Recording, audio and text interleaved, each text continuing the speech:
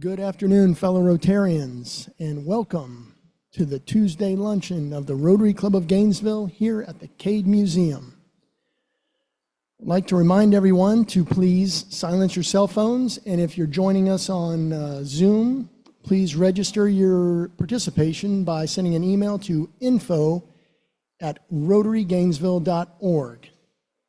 And now let's get started with Tom Collette and the Song and Pledge. Tom, please come up. Thank you very much, David. Let's sing God Bless America today. You ready? God bless America, land that I love. Stand beside her and guide her through the night with a light from above. From the mountain to the prairies, to the oceans white with foam. God bless America, my home, sweet home. God bless America, my home, sweet home. Now please join me as we pledge allegiance to the flag. I pledge allegiance to the flag of the United States of America and to the republic for which it stands, one nation, under God, indivisible, with liberty and justice for all. Thank you, Tom. And now let's welcome Kevin Thorpe, who will be giving our invocation via Zoom. Kevin. May we pray. Lord, we are thankful for this blessed day and the promises that it brings. Thank you for the gleams and glimmers of hope that you present to us all. We are honored by today's presentation as we will be challenged and informed about the current state of those who are without housing in our community. We pray that we would listen intently and we would listen with a commitment to do more. It is for your sake and for your glory we pray. Amen. Thank you, Kevin. Always an intentional and beautiful invocation. And now let's move on to introduction of guests and visiting Rotarians. Please stand if you are a visiting Rotarian or a guest, and if you have a guest. Good afternoon, fellow Rotarians. My name is Jay Hutto, and I brought with me today Katie Bryan. She's an executive assistant at James Moore. Welcome.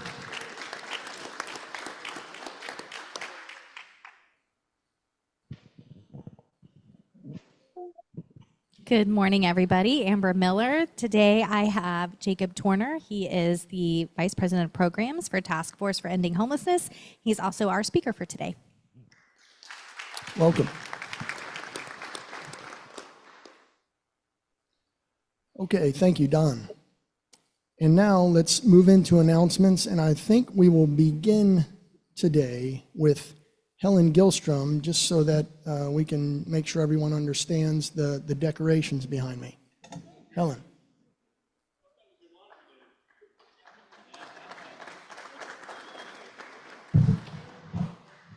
Okay, I'll add this to the decorations. We're doing great. This is wonderful. I thought maybe I'd share with you the history, how we kind of got here with the undies. 10 years ago, Mary Kate brought a bunch of people together in a room and said, what can we do here to kind of, expand our giving? And this group came up with 12 different ways, one for each month of the year. And we said, well, no, we probably need to back this off. And Jenny Van Hart came up with the idea Undy 500, and that just caught on. There's something about that. So here we are. We do this. We do Bread of the Mighty. And then we've added Helping Hands, and all three of those, because of all of you, have been successful, and we're pleased with that. As Lynn told you last week, there's a need. There's a need for nurses, for teachers to know that there's a way to help students when they have an accident, when they're ill, when, who knows, anything could happen. I thought the one thing that hit me was what Lynn said about what we do has spurred other groups to do something. And I didn't think of us as being a catalyst before. So that you can't even put a dollar sign on that but she's been able to talk about it. But most of all, I wanted to tell you why it's important to me. I can tell you all kinds of stories. I've told you stories before. It's a tangible need. These will go directly to a student. So you don't wonder, okay, I put the money in the box and I don't know where it went, or it was a good cause, but this is tangible, and it's something that we do in our own community. And to me, that ranks at number one in terms of my support for it. It keeps students in school. That's the other big one. It's hard enough to get them there. It's hard enough for the teachers to keep them all corralled, but let's keep them in school, because that's what the teachers are there for, is to teach them. Lynn and I have had several little discussions up here. Both of our daughters are teachers. I'm not going to go into my whole story about teaching today, but teaching is not, education is not what we went through. It's obviously not what our children went through. Some of you are younger and you were in school not long ago, but it's different since COVID. And teachers are still adapting in many ways. If we can do anything to help them so that they can teach, then that benefits all of us in the long run for the next generation. So we will help several hundred students over the next year because of this. You can give me tickets, and if we win, the money goes in here. You can give me a check. Make it out to the Educational Foundation. I have a place for you to see. You can make a cash donation through PayPal. We have the QR code. The other QR code we have is you can go straight to Amazon and you can pick them out, and they are delivered directly to Lynn's desk. So we don't want anybody to say you don't know how to help. We're going to do this one more week, next week, and I know it's going to be great. So I do appreciate all of your help. Thank you.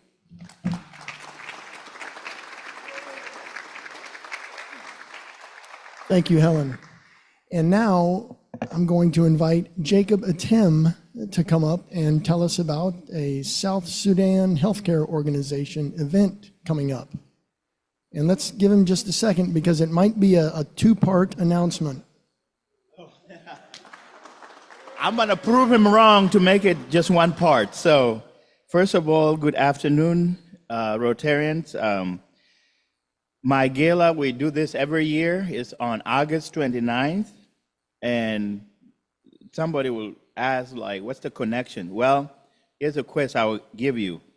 We focus on maternal and child health, and all the proceeds will go to purchase malaria medicine, immunization for children. So here's the quiz as Rotarian. Do you guys know what's the area of focus this month? Hint. Maternal and child health. So it's one of the areas that we resonate with Rotary. So on your table, I know some of you guys don't like QR code. You will see this QR code. You read a little bit, but also we are looking for not only Rotary table. We almost every year we have a table here. If you want to join us, it's $100 for a ticket. A couple, it's a nice date. Just let you guys know, some who have been there. Mama Susan knows it's $175 for a couple. That's the ticket. We also are looking for silent auctions materials and items. If you have it, we would love it. And finally, on the yellow part, there's a different level of sponsorship. Most of the money we make is from sponsorship. And so it ranges from platinum sponsor to even 500 individual sponsorship. So August 29, mark your calendar. I know it's just before football. So you will come and have a good time. It's going to be in the Best Western. Thank you so much for listening. And I'll try to make it short so David would be happy. Thank you, and have a good day.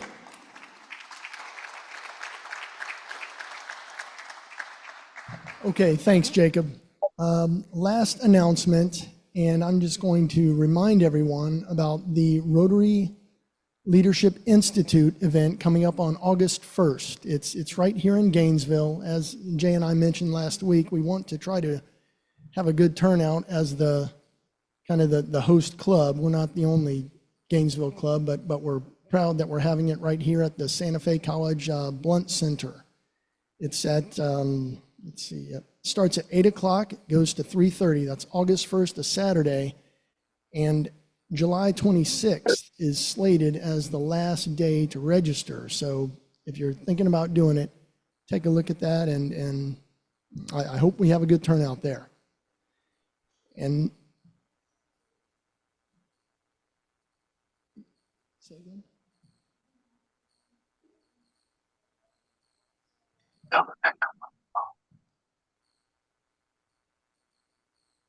Everyone, I want to encourage us to find some time on August 1st, that same day, to gather at the home of Gordon to celebrate his life with his family.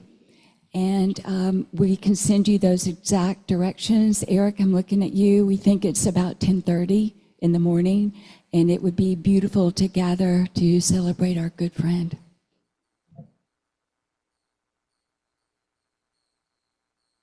Thank you, Susan. Now I'm going to ask Jenna to come up and introduce a craft talk. Jenna Ostis.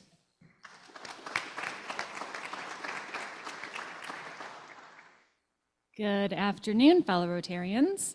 It is my pleasure to introduce today's craft talk, Ashley Bryant. I first met Ashley in 2018 when we were opening the Cade Museum together. And I've had the pleasure of calling her my friend ever since. Ashley is someone who brings intelligence, kindness, and authenticity to everything she does. She's passionate about her work and has a wonderful way of connecting with people. For nearly 40 years, Ashley's been a part of the Gainesville community, and she deeply cares about Gainesville and the people who call it home. Today, she'll share more about her journey, her career, and the experiences that have shaped both her and the community she serves. Please join me in giving a warm Rotary welcome to Ashley.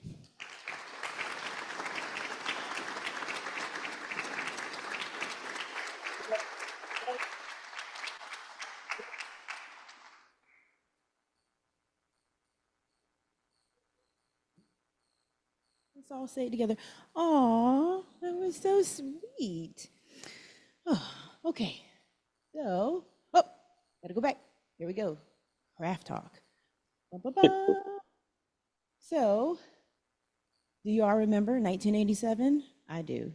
So that's the year that we moved to Gainesville, and 39th was the 2-lane road. The place to be was the Oaks Mall on 13th, the Red Ring Shoe Store. You guys remember that store? No? Yes? Okay, good. So that was my Gainesville when I moved here. So I went to Williams, I went to Westwood, I went to High Springs Community College, I went to View Oaks High before they built the Entrepreneurship Center, emphasized before, because I was part of their first class for the Entrepreneurship Academy. So I'm very excited about that. Ms. Lauren Moore and I still stay in touch. I am part of the J School at UF. And I spent the bulk of my time at Nationwide on Williston Road as a commercial underwriter. That was a very big moment professionally, risk management, portfolio management, customer relations, all across the state of Florida. And then I continued over at Tower Hill Insurance. And then somebody said, hey, you're good at marketing. I said, who, me? And that's where I switched over from insurance to marketing. And it's just a small little bird's eye view of what I've been doing the last 10 years. 3 of those positions were here at the Cade with Jenna as my side, my +1. So here we are today. Entrepreneurship plus insurance equals my husband and I opened up a insurance agency in Newberry. My name is just legally on SunBiz. He's really running the show. There's our kids. Marley, 17, rising senior. Miles is 10. He's a rambunctious 10-year-old little boy, very creative. And my husband's been in insurance at least 10 plus years. And here I am today at Meridian. And it is an eye-opening experience to be at Meridian. It's funny, I thought I was going to be a psych major, but it turned into being a public relations major. And it's sometimes I feel like it's the same thing. But hands on deck every day is community engagement. It is partnerships. It's building relationships. Because the last time I checked, you really don't want to do business with anybody you don't like. So I think I am likable. You guys would agree? Yes, maybe not. Okay. And Gainesville is my home. I've been in Gainesville since second grade, and I'm not going anywhere. I've got my in-laws 10 minutes away, my parents 10 minutes away, and life is good. I'm very appreciative to be here at Rotary. Thank you all.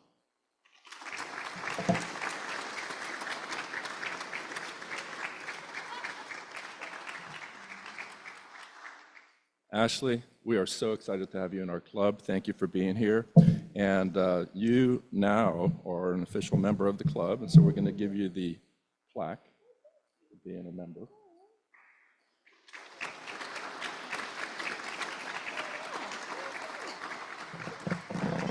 And looking forward to having you here for a long time. So thank you again for being here.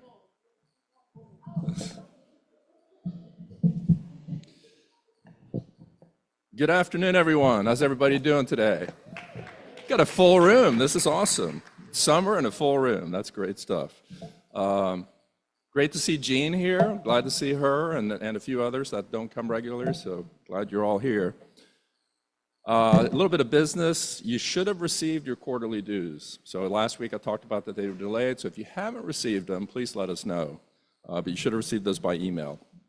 David mentioned the Leadership Institute. You know, we want to make sure that we have a good showing. So if you have the opportunity, and obviously, Susan, we want to do everything we possibly can to honor, you know, Gordon Hubble. And so anybody that can attend that, certainly that'd be great. I wanted to go ahead and have a Rotary moment. So Susan brought up Rotary moments the other day. And so I figured, well, you know, I'll have my Rotary moment at this moment in time. That came yesterday when I was sitting at the Matheson History Museum board meeting. Myself and David Gracie were sitting there, and the executive director, Sal, he started talking about the camp that they're going to have. So they've got 16 kids that are going to be having a history camp at the museum. It's a week-long program. It just sounds absolutely amazing. So 16 kids, and the reason that those 16 kids are there is because of us, because of our do-goodery. We donated money so that they would be able to have the camp and host the camp. And in addition to there being 16 kids, we also heard that some of those kids actually have autism. So they're on the autism spectrum. So we're really doing something, you know. So that for me was a Rotary moment where, you know, one of our members, Rebecca Nagy, brought this to the board and suggested that we support this program. So we're supporting 16 kids that probably otherwise wouldn't have had this opportunity. So let's give ourselves a round of applause for that.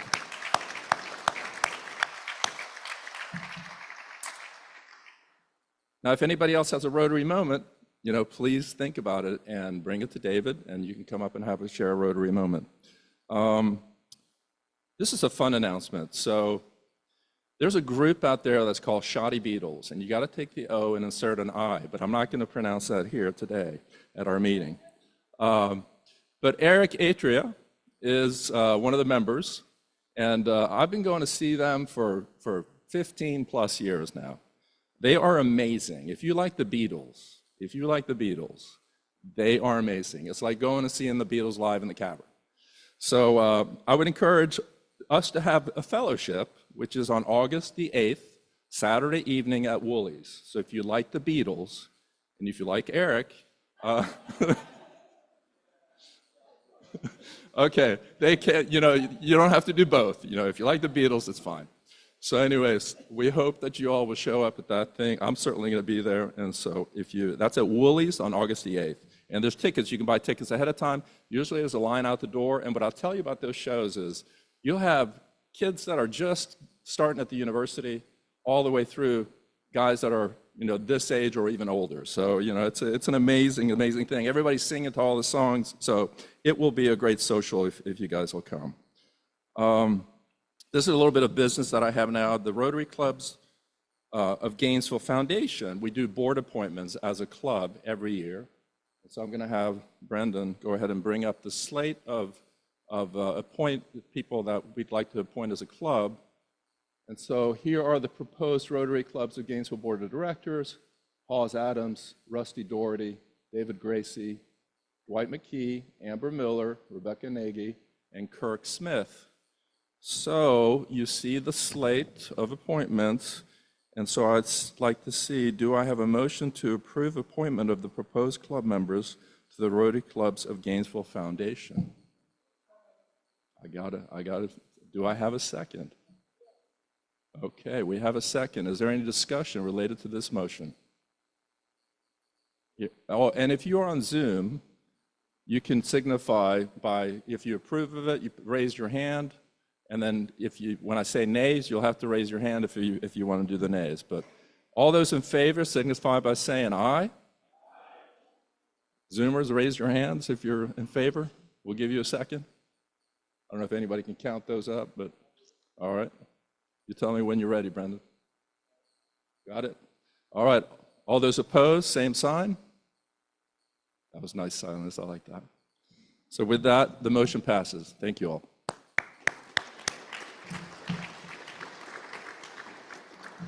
All right. I'd like to bring up Amber Miller to introduce our program now.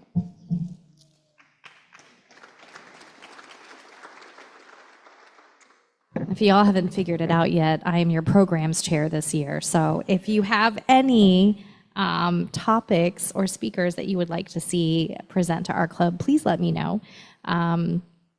But today I'm super excited. We have Jacob Torner here with us.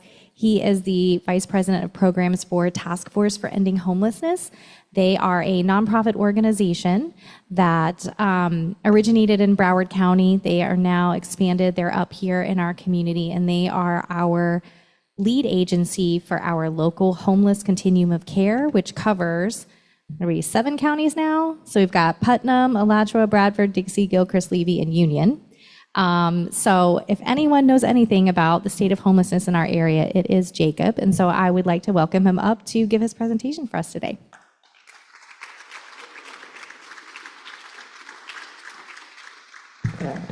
Thank you, Amber. Jacob Torner, Vice President of Programs at the Task Force for Ending Homelessness. Happy to be with you today. If we can just put these slides up. Brendan's on it, so thank you, Brendan. And I do. Thank you. I'll tell you very briefly a little bit about the task force and how we got started. As Amber hinted to, we were founded in South Florida in 1999 by basically a spinoff of the Fort Lauderdale Police Department, who partnered with an individual that had previously experienced homelessness. I won't get into much of the detail, but I'll just say briefly, their intention was to sue the city of Fort Lauderdale for their lack of efforts, and it resulted in a beautiful partnership that really transcended to where we are here today in addressing homelessness in partnership with local community agencies. The Task Force for Ending Homelessness has one mission, and it's to help our neighbors get home, and I'm going to talk to you a little bit about how we're doing that in North Central Florida today. But before we do, it's important to understand what a continuum of care is. Just by a show of hands, who has heard of the term continuum of care? Okay, good. More than half the room, it looks like. And I'll just say I appreciate the opportunity to be back in this room today as a guest, as I was here with Amber about a little under a year ago and built some great connections and friendships that I still have today from that visit. So I appreciate being here. The continuum of care resulted out of actions taken by Congress on Capitol Hill back more than 10 years ago, which directed HUD, the U.S. Department of Housing and Urban Development, to enact a program that ensured that homeless services were coordinated at the local level, that they were delivered in an effective manner, and that there was local oversight and monitoring of those efforts to ensure that the objectives were being met.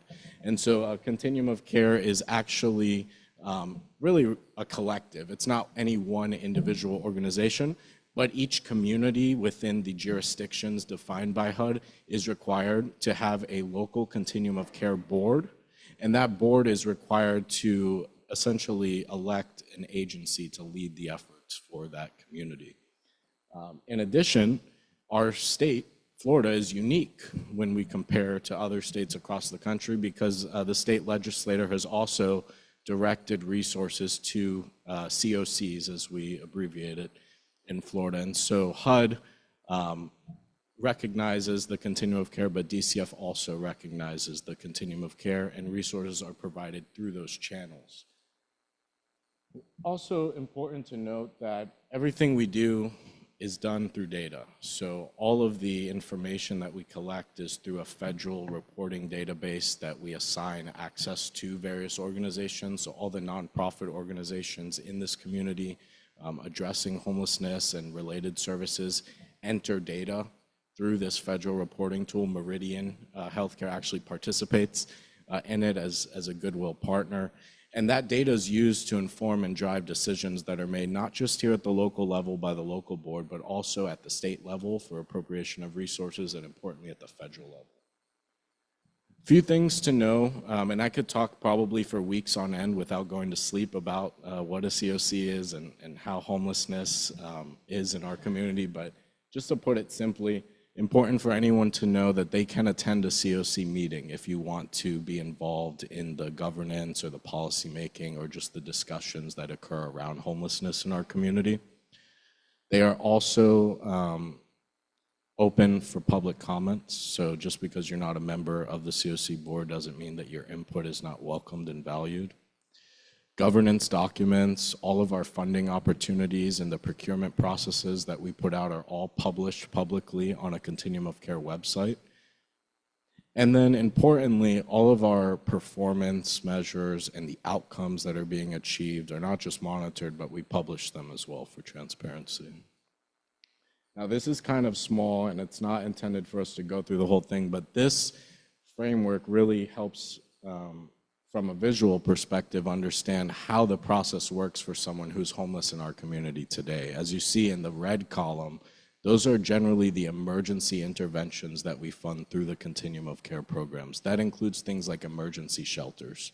So the Continuum of Care provides funding to places like Grace Marketplace here in Gainesville to provide shelter for single adult individuals. Similarly, there are transitional housing resources and other short-term interventions that are intended to help alleviate the emergency of not having a safe place to sleep tonight. And then as we look to how do we get this person to a point where they can achieve what is really the ultimate goal, and that's economic self-sufficiency. That's the American dream, as I like to refer to it as. Some will tell you it's not possible. I like to believe that it is because I've seen it happen time and time again.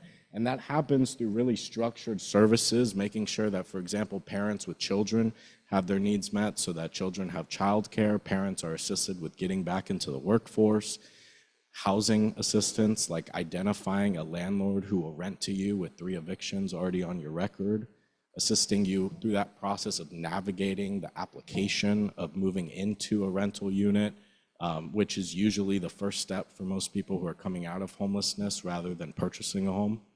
And then making sure that there's ongoing support so that that stability that you regain is sustained.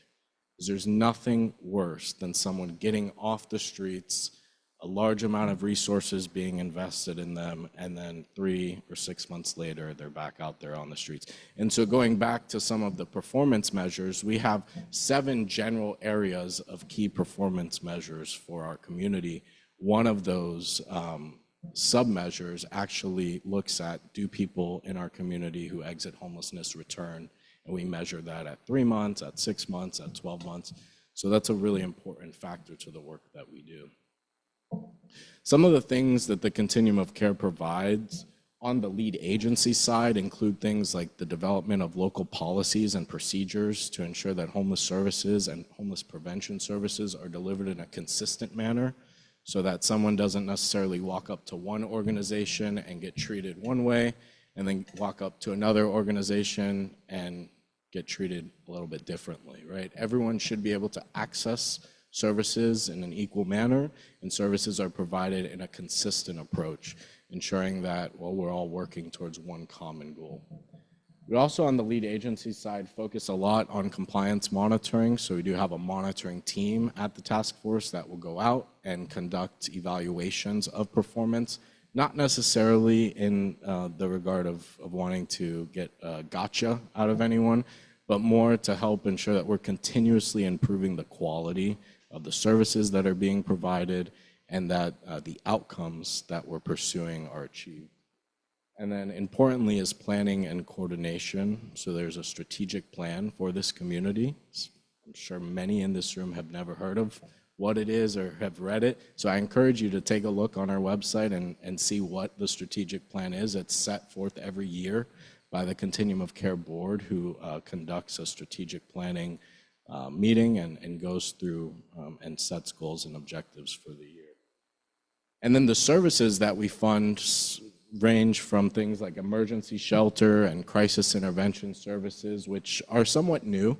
In the past 24 months, Continuum of Cares have been asked by our federal partners to promote more clinical services, more services that ensure that people address the underlying causes or challenges that may have led them to housing instability.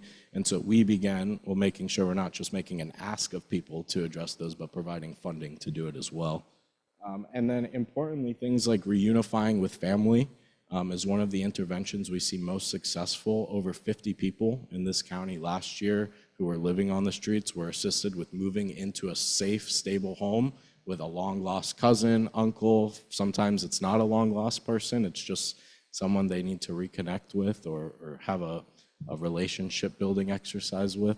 And those are the types of services that are provided. And then importantly is how do we help people stay out of homelessness? And that's where permanent housing interventions come in. So there are interventions that support people in the short term. So maybe you need nothing more than a first month's rent, a security deposit, a little bit of social services to help you and your family stabilize. And there may be people who have been living on our streets for the past 15 years. They're what we define as chronically homeless.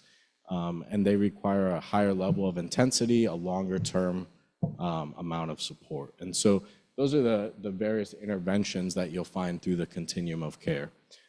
Funding programs like street outreach is also critical. Street outreach services allow people to actually walk the streets, bridges, in our woods, engage with these folks directly, find out what their barriers are, and then work to overcome those barriers so they can get into one of these shelters or housing options. So in Alachua County, there are various access points where someone could go to get access into the network of services that are available. I'll start by just mentioning 211. How many of you have heard of 211? So 211, if you didn't know, is actually facilitated by the great Amber Miller at United Way of North Central Florida.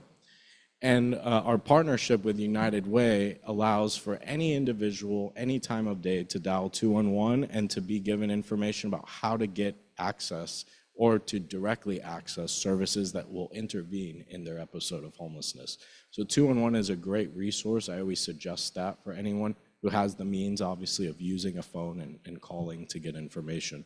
But there are also other ways. So in Alachua County specifically, there are several access points. Some of those access points include offices you can actually walk into at these organizations, but there are also outreach access points. So outreach teams from places like Grace Marketplace, places like Gainesville Fire Rescue are out there in the community enrolling people into services and connecting them to the different resources that they need. So I'm going to talk about the point in time count now, which is an annual activity that's performed throughout the country. The federal government requires that we perform it at least once every other year. Most communities perform it every year for consistency. And so the point in time count is done to evaluate the state of homelessness on one single night at the end of January. During the last 10 days of January, we pick one single night and we survey individuals throughout the entire region on where they slept that night. Whether they slept in an unsheltered setting like the woods or in a vehicle, or maybe they slept in a shelter and were receiving services there. That's all important data for us to understand the state of homelessness on one single night. But what I'd like to also say here is that it's not representative of the entire homelessness population, because we measure that throughout an entire year and how many people experience homelessness throughout the year.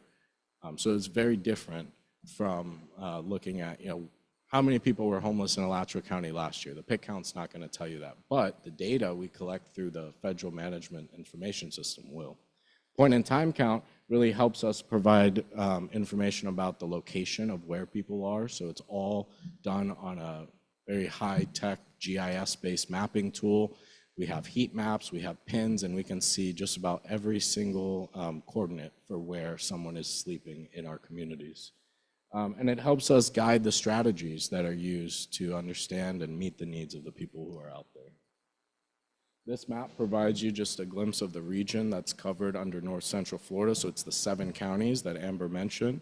Quite a large region. To no surprise, Alachua County has the highest population of people of all 7 counties, with Putnam County coming in second place. So getting into some of the results from this year's point in time count, which was conducted the last week of January this year, 613 surveys were identified as being homeless during the count, and these are results that have already gone through a data review and a deduplication process to ensure that it's the most accurate information.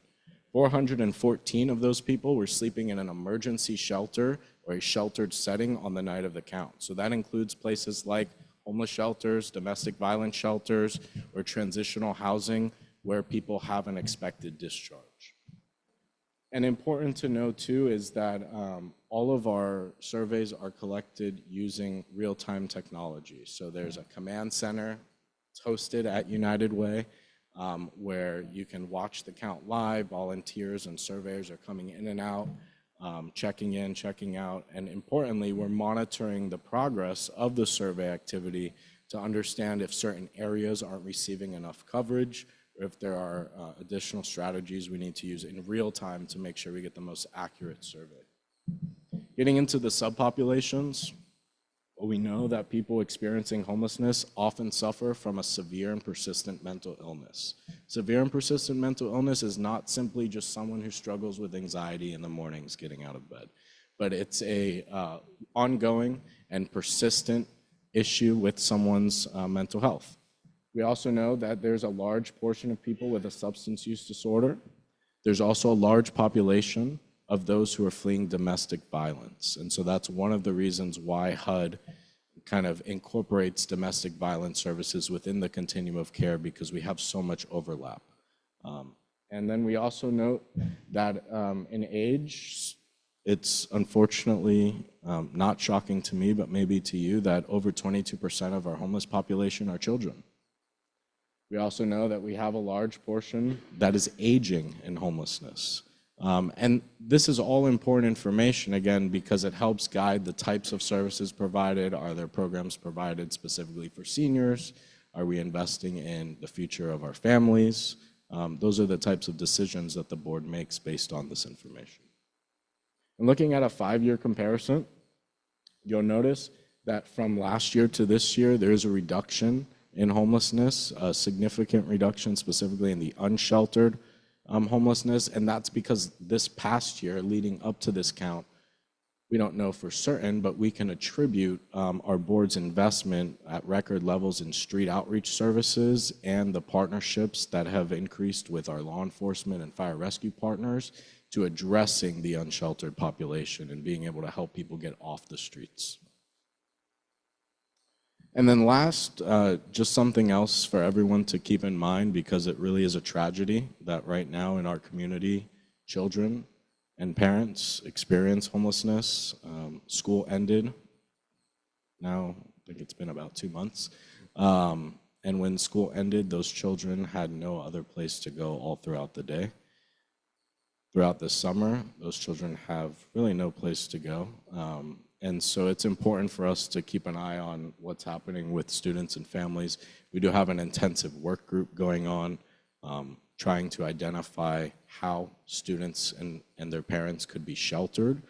And there'll be a couple interventions that will probably be rolled out in the next 3 to 4 weeks, providing essentially bridge housing for families with children who are experiencing homelessness, because currently, in Alachua County, we don't have an emergency shelter designated for parents and their children. And you'll see Alachua County Public Schools has identified this year over 880 students who are experiencing housing instability, and that's different from someone being classified as experiencing homelessness. We say that because there are separate federal definitions. So the school district has to follow a certain definition, which includes those who may be living in an RV with plumbing facilities, and includes those who may be just in what we consider unstable housing, whereas HUD's homeless definition does not include those folks. It just includes those who may be on the streets or in a shelter or in a motel that's not being paid for by that family.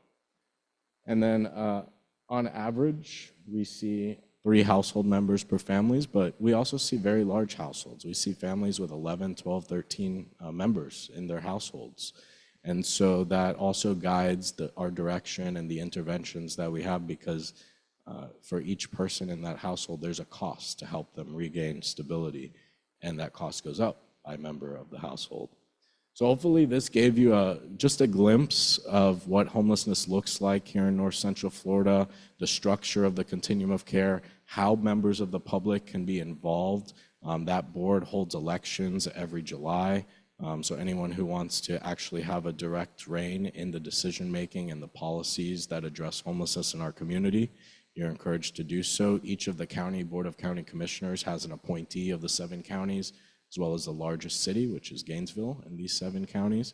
But we also have members at large who can apply and be elected by the membership. So we look forward to anyone who wants to be involved in addressing homelessness and bringing your expertise to the table to do so.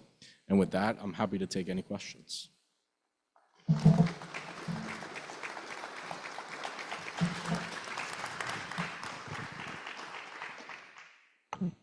How many of those 880 students are without an adult member? They're totally isolated from a family.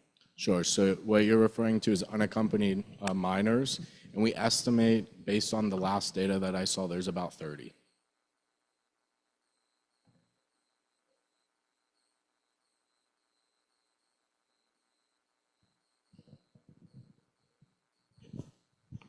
Hello, Jeff Montgomery. Did I understand you on that chart? 199 unsheltered people in the entire 7-county district? That's Is that correct. right? Yes. That kind of surprises me that it's not more than that, frankly. Okay, second question. When we see people on the street and with the signs, how do you recommend that we address that? Sure. So one of the things we have, and you can go to keystohome.org, which is this continuum of care's name that the members chose. There's a new tool that was released on that website last month by county. So if you go to that website and you go to the Alachua County page, you can request assistance for someone. You can put in, just whatever information you have, or they can apply themselves if you want to pass on the information. What that tool does is it dispatches that request to the COC Street Outreach team. So if you mark that someone is homeless at Depot Park and they need homeless services, and you fill out as much information as you can based on what you provide, that request is going to be routed to an outreach team member to respond to that location within 1 business day.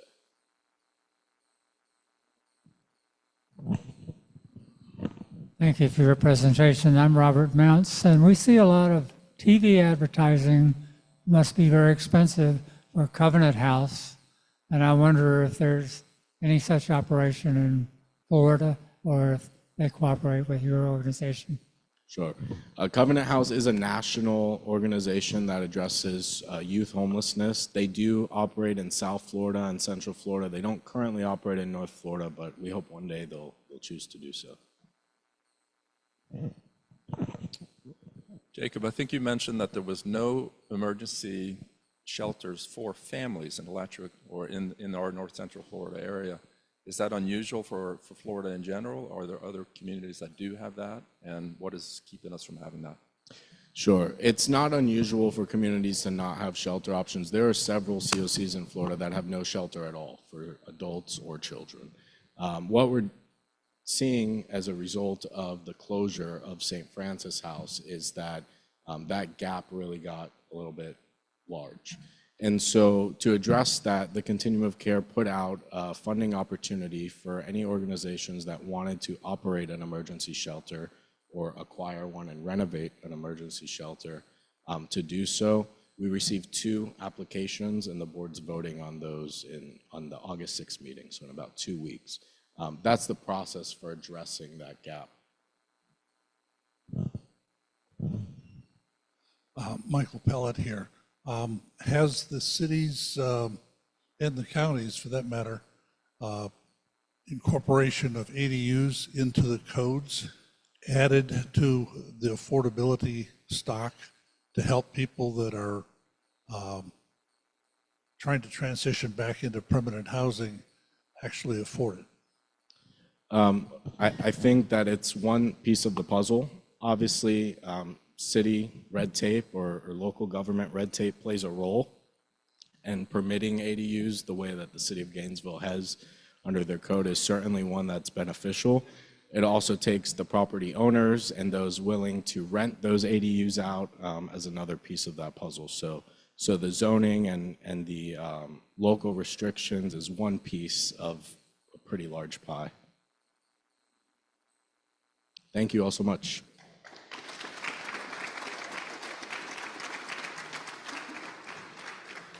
Jacob, thank you so much for being here and sharing all this information with us. It certainly is important. And your passion is obvious, and thank you for everything that you're doing in the United Way as well, helping you in that partnership. We want to give you a certificate of appreciation today, and we are making a donation in your honor to the ALICE program at United Way. And I know you're probably obviously very familiar with that, but for those who are not, ALICE is asset limited, income constrained, employed. So these are individuals and families that are earning above the poverty level, but are basically one unexpected expense, life event away from possibly becoming homeless and other implications. So we appreciate everything you do and want to give you this.